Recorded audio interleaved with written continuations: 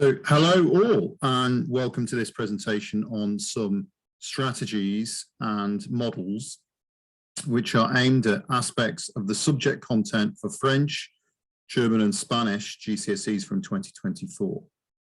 There is also an emphasis in this presentation on teaching in chunks and a potential model of chunking that is proposed, which would hopefully support both the new specification of 2024 as well as the current specification.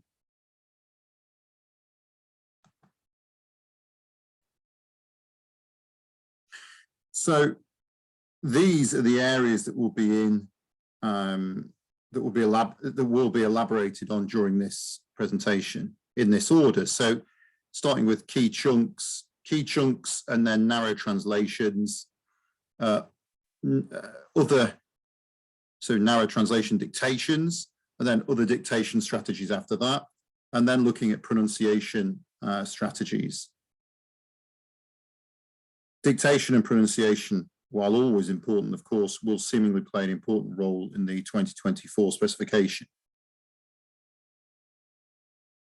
So if we start by using the idea of element interactivity to help to define partly why it might be better to teach in chunks, certainly in terms of the productive skills, at least anyway. And element interactivity could be defined by the number of knowledge elements which have to be coordinated in working memory in order to accomplish a task. So this would mean that teaching a single item of vocabulary like le chat here in this example on the slide would be low in element interactivity because you only have to process one item, this one item. However, with a sentence, in order to produce this, if, for example, it hadn't been taught as a chunk, it would require a much higher level of element interactivity to coordinate all of the various knowledge elements in order to be able to produce it. So, for instance, the reflexive structure in the perfect tense alone would demand a high element interactivity. The quotation on this slide from Gianfranco Conti also supports how efficient learning chunks is. So if the combination of a chunk of language, which would be high in element interactivity, along with an acknowledgement that learning a chunk is more efficient, in that it gives you more words at one time, well, this establishes why learning chunks is more effective. If this establishes why learning chunks is more effective, then you have to consider what is the most impressive and relevant high element interactivity grammar, and then design chunks which include examples of this grammar, as well as crucially making these examples generic enough that they can be taught and retrieved throughout the course, no matter what the topic. So some examples of these could be ones found in the last bullet point on this slide here. So we've got chunks like "Qu'on vient de rénover," "Je me suis bien amusé." I mean, the chunk "I had a good time" could be drilled across the entire course so that it is tested 30 to 40 times, even in 2 years across the course, to help make it stick, especially since it is so crucial in order to be able to express.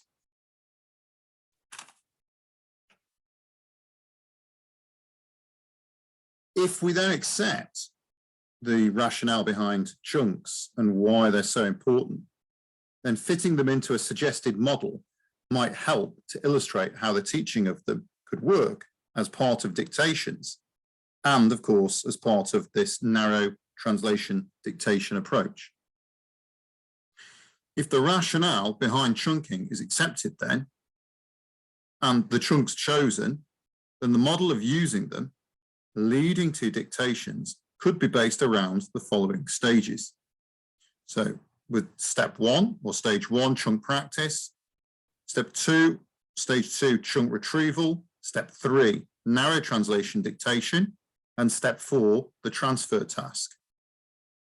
So within the third stage of the narrow translation dictation, there is a mini model of steps to follow, almost a mini set of dictation steps to follow, which has been adapted from previous presentations. This is a new step in the overall narrow translation dictation approach, which has been adapted.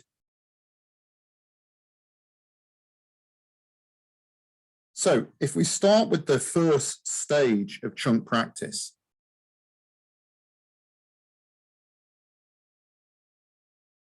this first stage of chunk practice could involve any number of ways of practicing the content. These are some suggested ways on this slide which could be used in order to practice the chunks.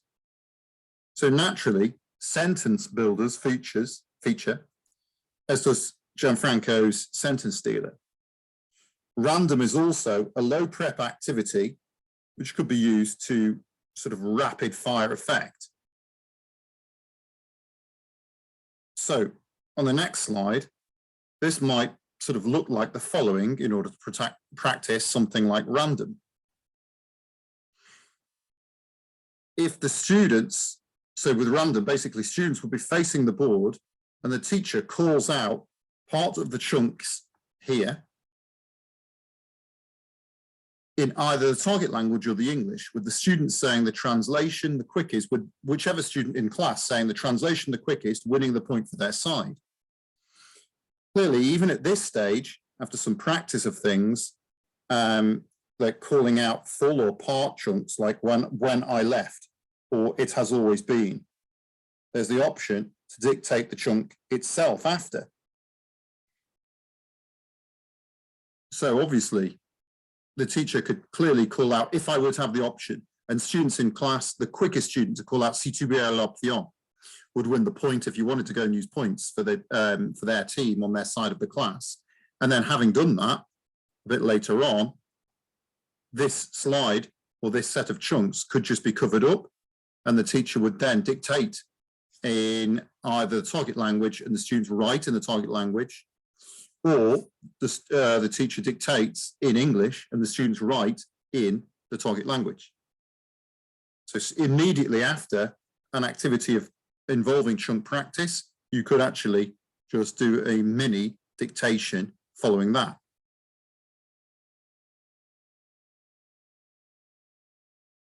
So this moves on now to chunk retrieval. So with chunk retrieval, there are a number of strategies, from a whole class or paired penalty shootout to, as Gianfranco and Steve Smith referred to, reading aloud phrases or sentences simply for students to translate.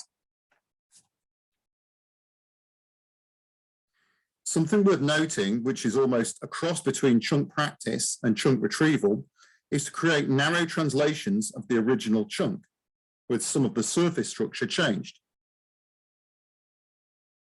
This, though, really is a much smaller version and variant of the narrow translation dictation approach, which is the next feature of the model, and therefore we come on to it next. Just very briefly, this would be the example here of a longer set of practice chunks which keep the underlying structures, and students could use this. They could retrieve this, of course, if we're at that stage, simply by covering up the Spanish here, covering up the target language.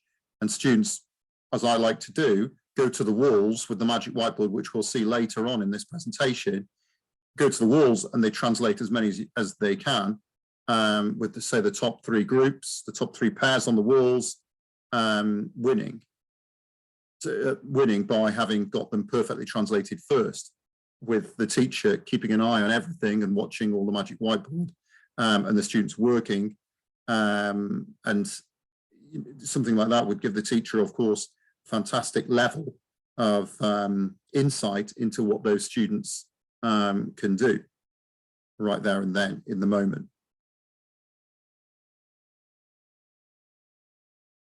But just before we get to the steps involving the narrow translation dictation approach, it's worth noting how this approach attempts to navigate around the idea of teaching to the test, as the process seeks to promote, through many of the generic chunks, combined in a dictated paragraph, a level of flexibility which the learner can use to respond to tasks with a simple cue.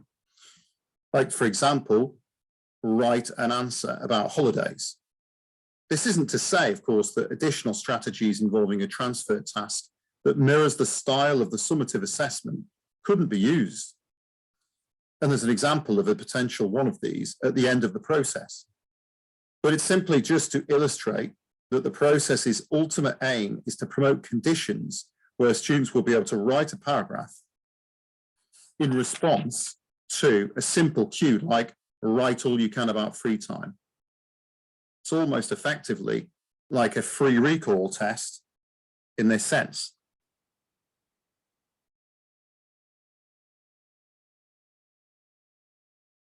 So, onto the narrow translation dictation approach, which I sometimes like to abbreviate to NTD.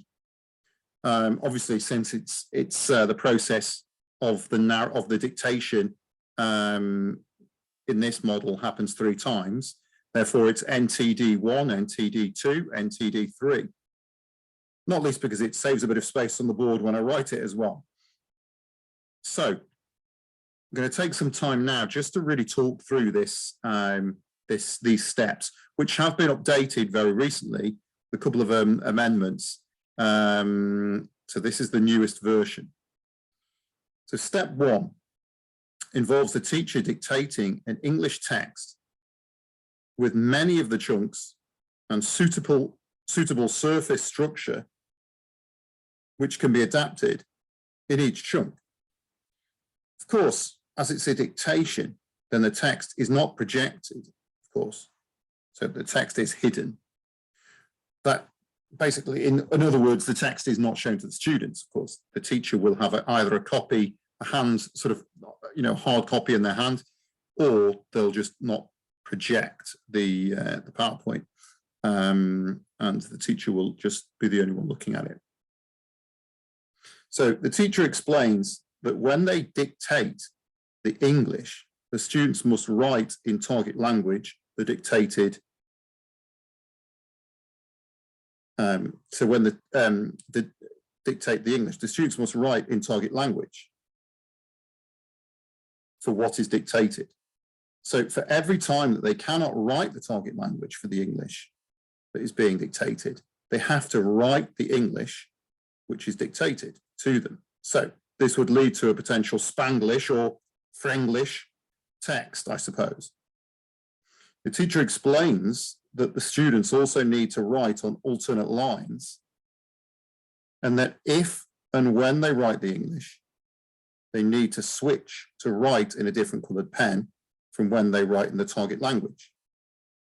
The potential benefit of this is that if the teacher circulates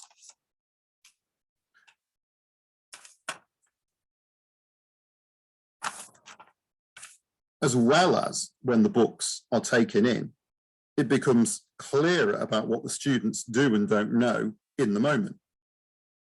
The teacher at this stage could also, as they circulate, make a note of any misconceptions or difficult to recall structures. It just provides an opportunity to gain more insight into what the students know and don't know in real time. So that would be step 1. On to step 2. So step 2, once the dictation has finished, the teacher takes advantage of an additional opportunity to gain information which may not have been collected as they circulated.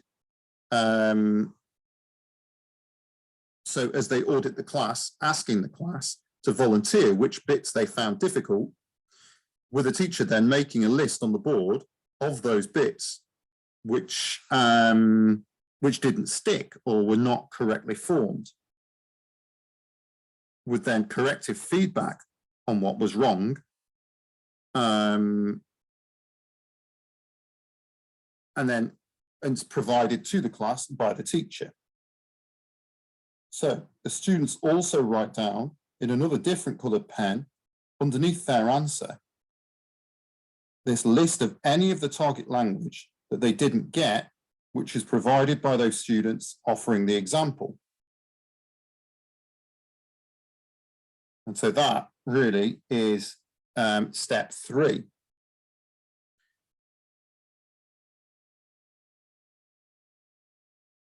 So step 4 involves the teacher writing up a correct target language version and all students copying this down in the same coloured pen that was used in step 3. And then after this has been copied down by everyone, then each student corrects their own version.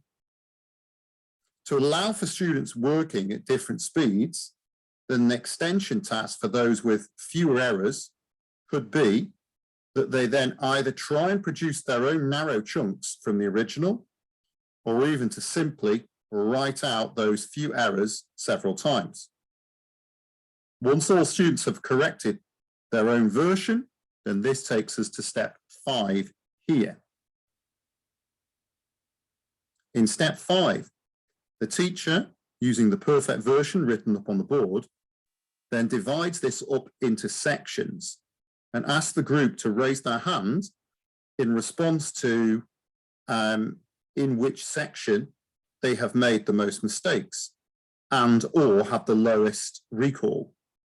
I'll skip ahead a couple of slides now, just briefly, to show how this could work.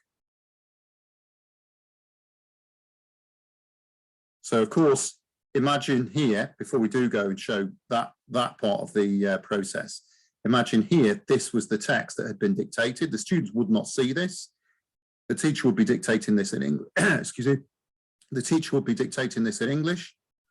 The students would be writing on alternate lines. They would have one colour pen for all of the, if it was Spanish, all of the Spanish that they could translate. And then when they had to write English for those bits that they really did not know, they would change to a different coloured pen and write those bits in English. Once the whole text here had been dictated, the teacher then would write the perfect version like this. Of course, this is on a piece of lined paper, but you could imagine that this was on a board. So the teacher would write even on alternate lines, if they could, on the board themselves. Just simply because you could offer here just alternatives as they're going through all the time, potential alternatives to change the surface structure again, asking questions of how you could change this time phrase, etc., how you could change this adjective, what would it make, and so on.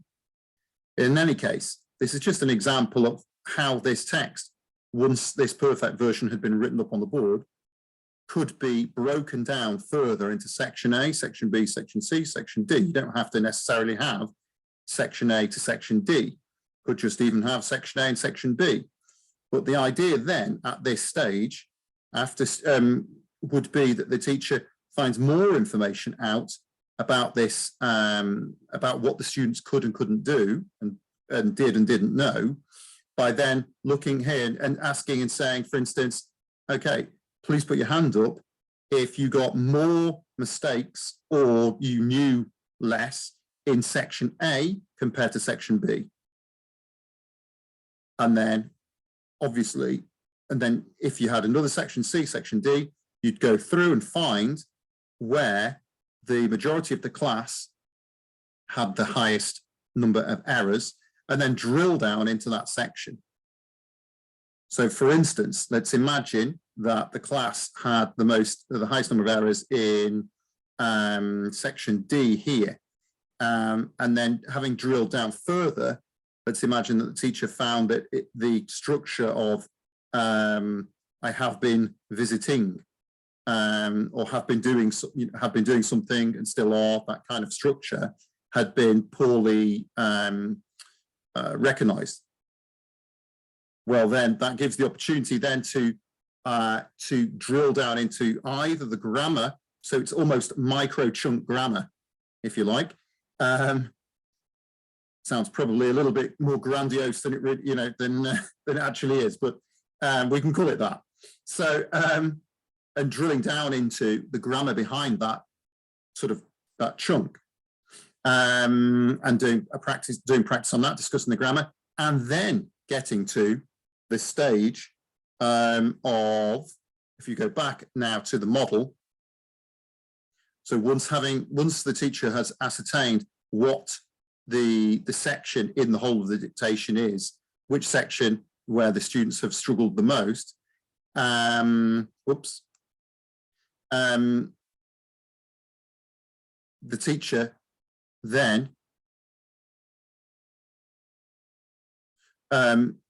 so the process arrives at step 6, and a mini narrow dictation involving 3 times of dictation of just that small little section occurs, where you change 1 or 2 things. For instance, if we go ahead again, if we're at that stage again, this could be rubbed out, that section on the board.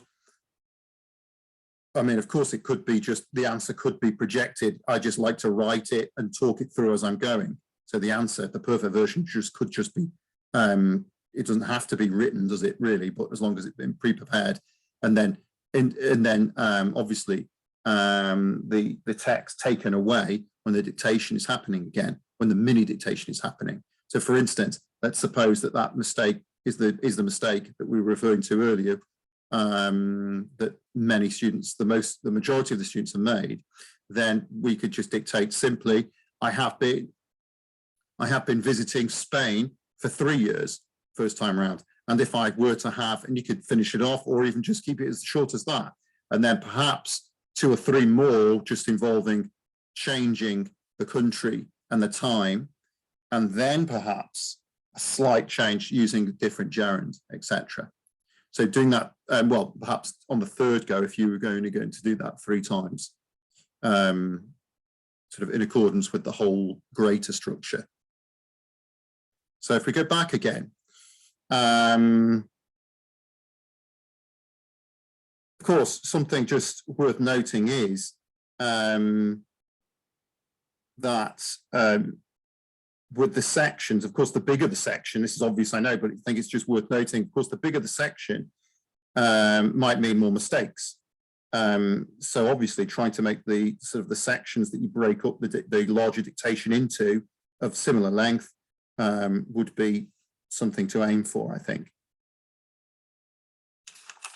So looking at the next step, I think that it just should be said that step 5 and step 6, again, are amendments to a previous model presented.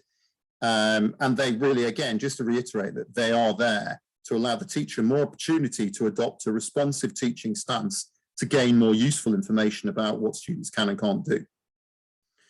I think if we move on to step 7 of the model, the teacher then changes the task, so obviously changes the task and the text to dictate. So, and the text to dictate this time is a narrow version of the previous text used the first time around. And so by narrow, I mean, of course, that the underlying key features of the chunks are kept constant. So I would perhaps argue the more demanding grammatical structures which are kept, which are found in the chunks are kept constant, and the surface structure changed each time. So all of the previous steps 1 to 6 would be repeated again, until then moving on to the final 3rd text, which would be step 8. So for example, if this text had been done, corrected, broken down into sections, discussed, and a mini dictation, then this text on a different topic would be dictated.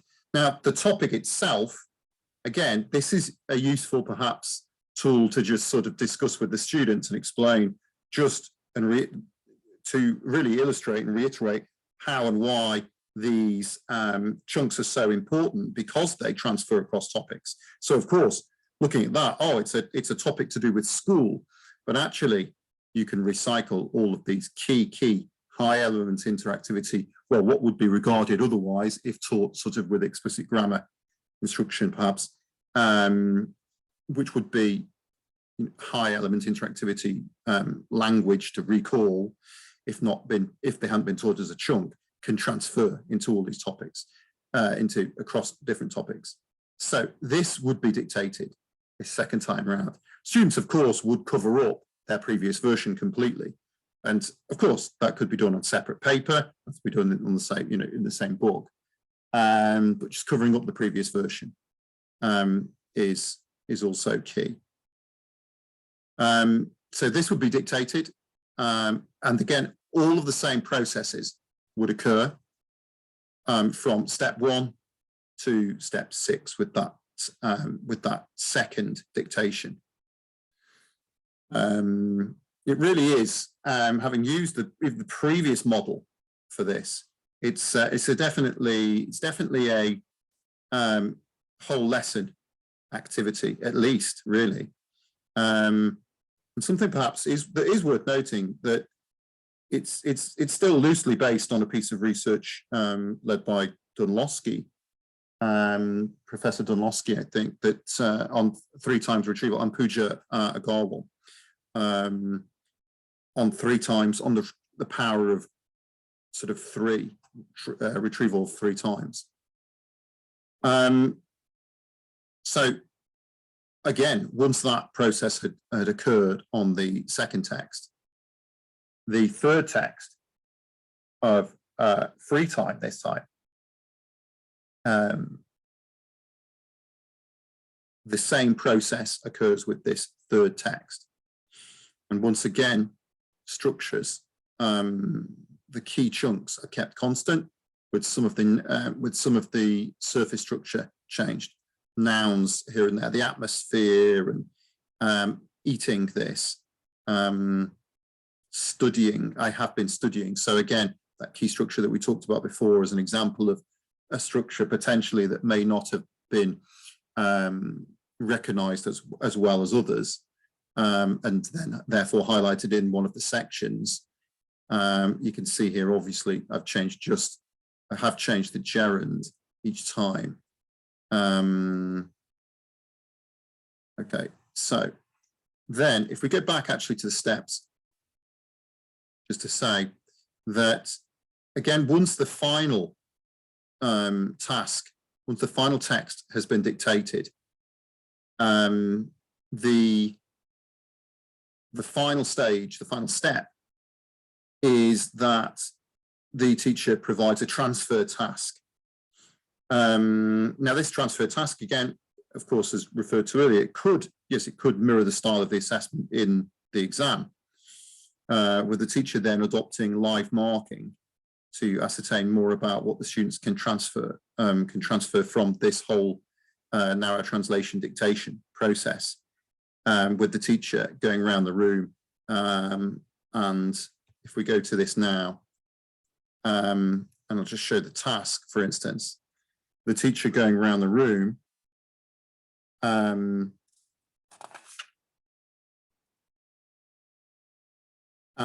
really acting as what I like to call sometimes the cheating invigilator.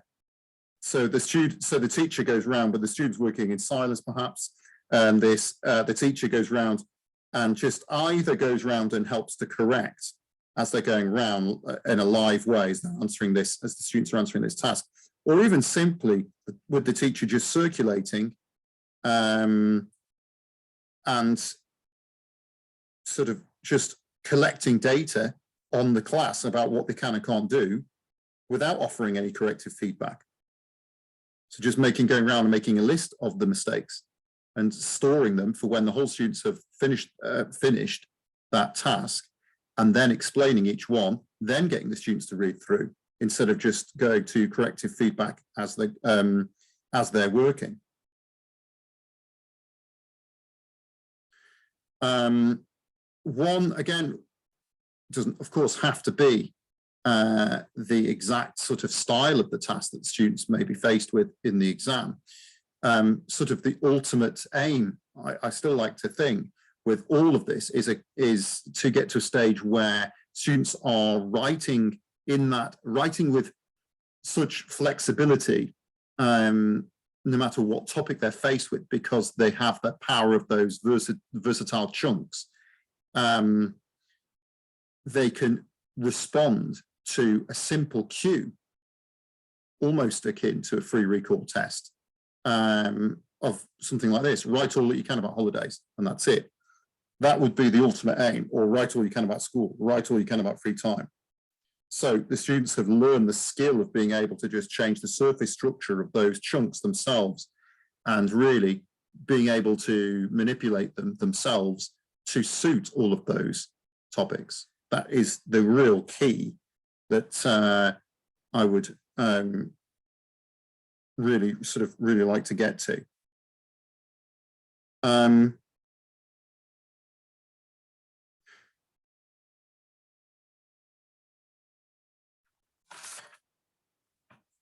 So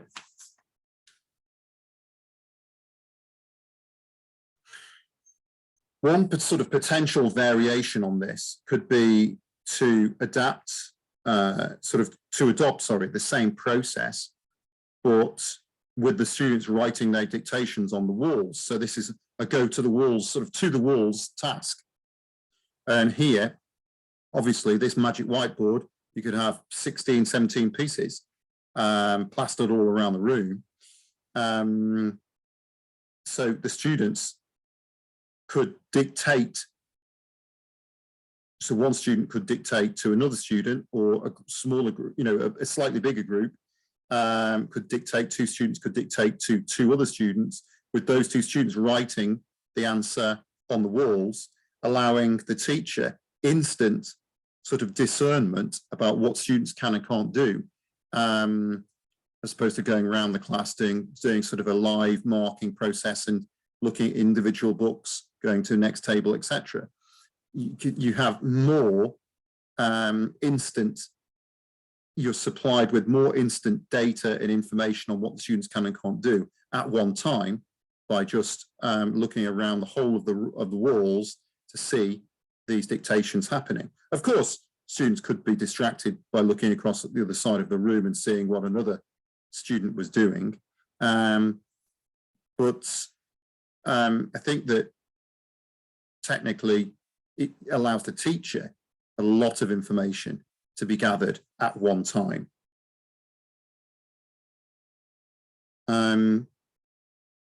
Of course, a process like this could always take place with the dictation via Google Docs, or obviously a language lab, and so on. Brings us to then, that is really the whole process of the narrow translation dictations, before we do actually just get to that additional dictation strategy. But it is just worth noting that plotting just go back a second to the process as I talk this bit through, I think. Just actually looking at a scheme of learning, I think, and deciding to plot 5, maybe 6 even or so, lessons across a year or so, of when the teacher does a narrow translation dictation. Because of course, sort of, the idea of them is so that they're so generic, in the sense that these chunks could and should be taught and tested no matter what the topic is across the course. Therefore, the narrow translation dictation approach of using them could therefore also be applied across the whole course. Doesn't have to be, you have to wait until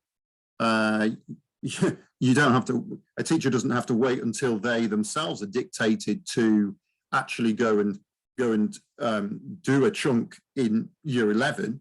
If of course the chunk was started in year 10, it would allow for more forgetting and more retrieval. So ideally leading to a greater chance of a much better recall towards the end of the course. So plotting and planning when those narrow translation dictations could take place would be really, I think, a good starting point to look at that. So if we now just look at just one more potential sort of a dictation strategy, and this is dictation, retranslation.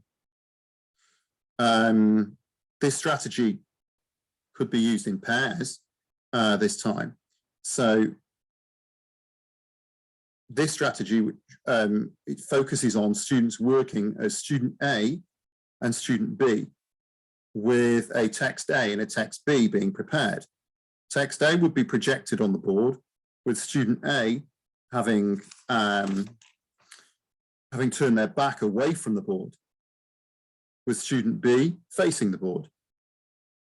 Student B reads the text to student A, who writes down everything said to them in the target language. B can only speak the language to them and cannot speak any words. B can repeat the text as many times as A likes though. So this process continues until the text has been written down by student A. And pairs that finish first can then correct any spellings in the text together. The pairs then swap roles, with text B being projected for student A to speak to student B, with student B then writing down what is dictated to them. Once both students in each pair have corrected their text that has been dictated to them, they then translate it into English on a separate page. So this stage could be explained as well at the start of the process, so that those students who work at different paces could just move on to that stage without having to be prompted. So once the text has been translated into English, then the correct translation is projected for students to check. The final stage is then that students retranslate it back into the target language while only looking at the English. They can then look back to their original target language piece for a second if they're struggling, but note down a tally chart, make a note as a tally each time. Of course, just as with the narrow translation dictations, the NTDs, there is a transfer task. There could be a transfer task to complete this process. And these are just really two very, very short texts that could illustrate that process. Of course, you can have a much longer text than those. So finally, the final strategy is to do with practicing pronunciation and gaining an insight into what students mispronounce. This strategy is called pronunciarace and follows these steps.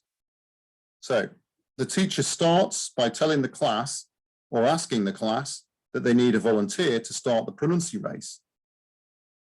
This student starts by speaking the first target language word and English meaning on the projected list on the board. So for instance, here, it might be that the student starts by saying compartir. Well, it would be that the student starts by saying compartir.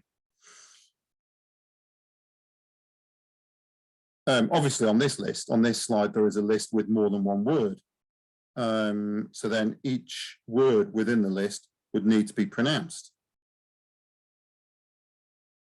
So obviously compartir, then una and habitación need to be pronounced. As the student pronounces the word, the class listen, and if any student thinks that that student has not pronounced a word correctly, then they are able to challenge them by raising a hand. Their challenge will need to be explained, and they would need to pronounce the word how they think it should be pronounced. So if the challenge is correct, then that student takes over the reading of the list from where the previous student left off. So of course, if the challenge is incorrect, then the teacher models the correct pronunciation and gets the student who made the incorrect challenge to repeat it. The activity continues with the student in play speaking the next word down in the list. So for instance, of course, if a student actually said this word here on number 5 correctly, pronounce it correctly, and then a hand went up to challenge it, you could get the student who made the incorrect challenge to repeat the correct pronunciation, because of course they're going to have thought it wasn't the correct way of pronouncing it. So if a student pronounces a word incorrectly, but there is no challenge, then the teacher intervenes and models the correct pronunciation, with the student in play continuing after they have correctly pronounced it. The challenge can be made at any time. Only after correct challenge does the turn pass to a different student. Whichever student correctly pronounces the last word on the list becomes Pronunci-Race champion. And this is regardless of how many previous words they've pronounced. So you could just make a correct challenge on number 9, take over and pronounce number 10 correctly, and you've won it. Of course, this practice doesn't have to be just on sort of lists of vocab and short words like that. It could be, it could extend to chunks. Longer pieces of language could extend to the chunks as seen earlier, or indeed any chunks. The process would simply move through the sentence word by word. Okay, so to finish, that is about it for the presentation. And I hope that these strategies can be a benefit for both the current specification as well as the upcoming 2024 specification. Many thanks for watching, and obviously, you know, I'd love to hear from people if you want to know any more or anything like that, or like to just engage, then please do contact me here on Twitter. Thank you.